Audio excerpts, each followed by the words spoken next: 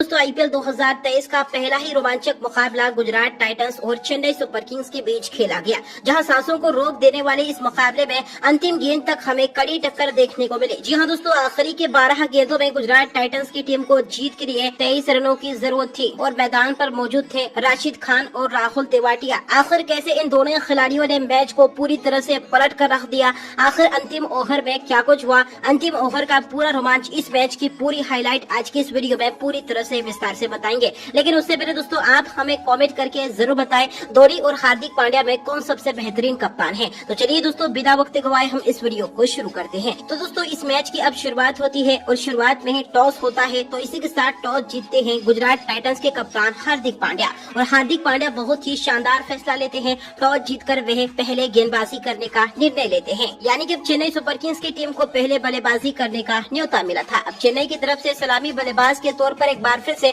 उनकी पुरानी ओपनिंग जोड़ी यानी कि ऋतुराज गायकवाड़ और डेवन कॉनवे मैदान पर उतरे, जहां दोस्तों शुरुआत में ही ऋतुराज गायकवाड़ ने क्लासिकल शॉट्स लगाकर बता दिया था कि वह अब भी फॉर्म में मौजूद है। ऐसे में दूसरी ही ओवर में गायकवाड़ ने बैक टू बैक 2 शानदार चौके जड़ दिए। लेकिन दोस्तों इस बार डेवन कॉनवे चेन्नई का जल्द ही साथ छोड़ते हुए नजर आए। तीसरे ओवर में शमी ने बेहतरीन गेंदबाजी करते हुए डेवन कॉनवे को क्लीन बोल्ड करके पवेलियन का रास्ता दिखा दिया। इसके बावजूद भी अब चौथी ओवर में ऋतुराज गायकवाड़ ने एक बार फिर से अपने विस्फोटक बल्लेबाजी से एक छक्का, एक शानदार चौका भी जड़ा और इसी ओवर में मोइन अली ने अपना खाता खोला। वहीं 5वें ओवर में मोइन अली ने एक बार फिर से अपने विस्फोटक बल्लेबाजी से पावर प्ले का भरपूर फायदा उठाया। इस ओवर में मोइन अली ने एक छक्का और बैक टू बैक 2 शानदार चौके लगाकर 17 रन बटोर लिए। लेकिन छठे ओवर में राशिद खान ने शानदार गेंदबाजी करते हुए मोइन अली को भी ज्यादा देर तक नहीं टिकने दिया। मोइन अली 23 रन बनाकर आउट हुए। कुल मिलाकर देखा जाए तो 6 ओवर के पावर प्ले में चेन्नई की टीम 2 विकेट के नुकसान पर 51 रन बना चुकी थी, यानी कि चेन्नई को ठीक ठाक शुरुआत मिल चुकी थी।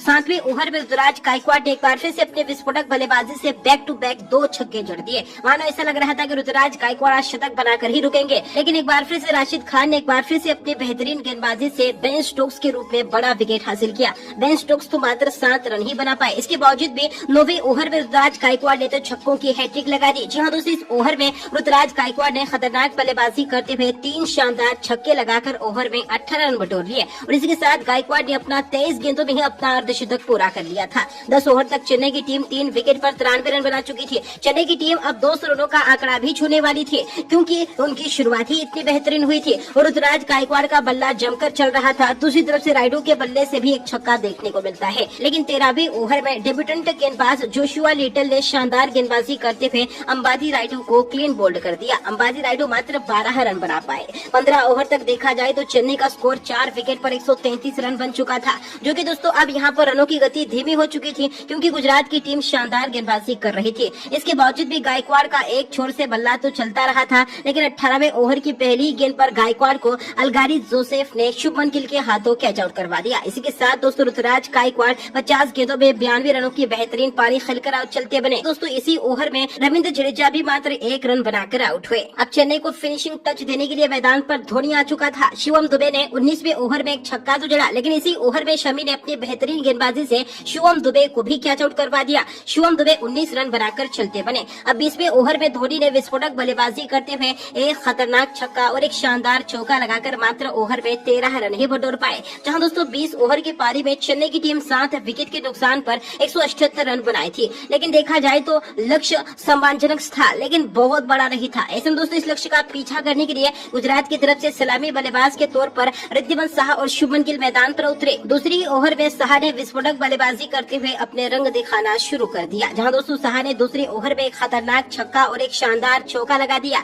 इसी ओवर में शुभमन गिल ने भी शानदार चौका लगाकर ओवर में 15 रन बटोर लिए। साहा तो छक्कों में डील करते हुए नजर आ रहे थे, लेकिन दोस्तों चेन्नई को पहली सफलता दिलाने का काम डेब्यूटेंट गेंदबाज राजवर्धन हंगरगीकर ने किया। हंगरगीकर ने शानदार गेंदबाजी करते हुए रिद्धिमान साहा को कैच आउट करवा दिया और इसी के साथ साहा 25 रन बनाकर पवेलियन लौट गए। वहीं अब मैदान पर शुभमन गिल का साथ देने के लिए साई सुदर्शन आ चुके थे। 5वें ओवर में शुभमन गिल ने एक बार फिर से पावर प्ले का फायदा उठाते हुए एक चौका और एक खतरनाक छक्का जड़ दिया। छठी ओवर में सुदर्शन और शुभमन गिल दोनों ही खिलाड़ियों के बल्ले से 2 करारे चौके देखने को मिले। 6 ओवर के पावर प्ले में गुजरात की टीम 1 विकेट के नुकसान पर 65 रन बना चुकी थी। कुल मिलाकर देखा जाए तो गुजरात की टीम पावर प्ले में चेन्नई से अधिक रन बना चुकी थी। 8वें ओवर में शुभमन गिल ने एक ही ओवर में बैक टू बैक 2 शानदार चौके जड़ दिए। साई सुदर्शन शुभमन गिल के बीच अच्छी साझेदारी पनप चुकी थी, लेकिन इस साझेदारी को ब्रेक करने का काम एक बार फिर से हंगरगेकर ने किया, जहां दोस्तों 10वीं ओवर में हंगरगेकर ने साई सुदर्शन को कैच आउट करवा दिया और साई सुदर्शन 22 रन बनाकर पवेलियन लौट गए।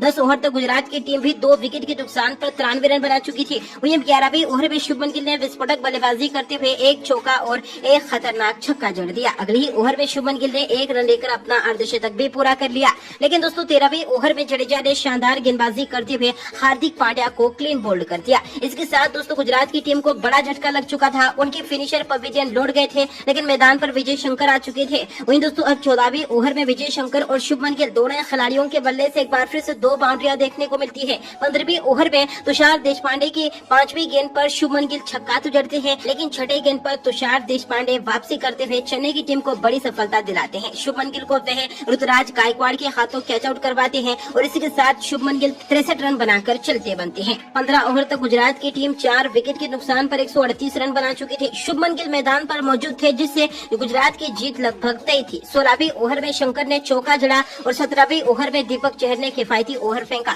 अब दोस्तों गुजरात की टीम पर दबाव आ चुका था। 18वीं ओवर में शंकर के बल्ले से भी खतरनाक छक्का देखने को मिलता है, लेकिन इसी ओवर की अंतिम गेंद पर राजवर्धन हंगरगेकर विजय शंकर को भी कैच आउट करवाते हैं और विजय शंकर 27 रन बनाकर चलते बनते हैं। अब कुल मिलाकर देखा जाए तो गुजरात की टीम को आखिरी के 12 गेंदों में 23 रनों की जरूरत थी। मैदान पर फिनिशर के तौर पर राहुल तेवाटिया और राशिद खान की जोड़ी मौजूद थी। 19वां ओवर दीपक चहर लेकर आते हैं, जहां दोस्तों चेन्नई के लिहाज से यह ओवर काफी अहम था। उम्मीद थी कि दीपक चहर काफी बेहतरीन गेंदबाजी करते हुए किफायती ओवर फेंकेंगे, लेकिन दोस्तों कुछ उल्टा ही होता है। जहां दोस्तों 19वें ओवर में दीपक चहर को पहले तो राहुल तेवाटिया एक शानदार चौका जड़ते हैं और इसी ओवर में राशिद खान ने अपने विस्फोटक और रुद्र रूप धारण करते हुए एक खतरनाक छक्का और एक शानदार चौका लगा देते हैं और 19वें ओवर में यहाँ पर गुजरात की टीम 15 रन बटोर पाती है। यानी कि आखिरी के 6 गेंदों में 8 रनों की जरूरत होती है गुजरात की टीम को। वहीं दोस्तों अब 20वें ओवर की पहली गेंद पर राहुल तेवाटिया छक्का जड़ते हैं, दूसरी गेंद पर राहुल तेवाटिया चौका जड़ते हैं और इसके साथ गुजरात की टीम को फिनिशिंग टच देते हैं। दोस्तों इसमें गुजरात की टीम इस मुकाबले को 5 विकेट से जीत गई। हालांकि दोस्तों चेन्नई अगर कुछ गलतियां नहीं करती तो मुकाबले को बचा लेती। दोस्तों इसी में गुजरात की जीत पर, चेन्नई की हार पर आपकी महत्वपूर्ण राय क्या है, उसका जवाब कमेंट करके जरूर दें।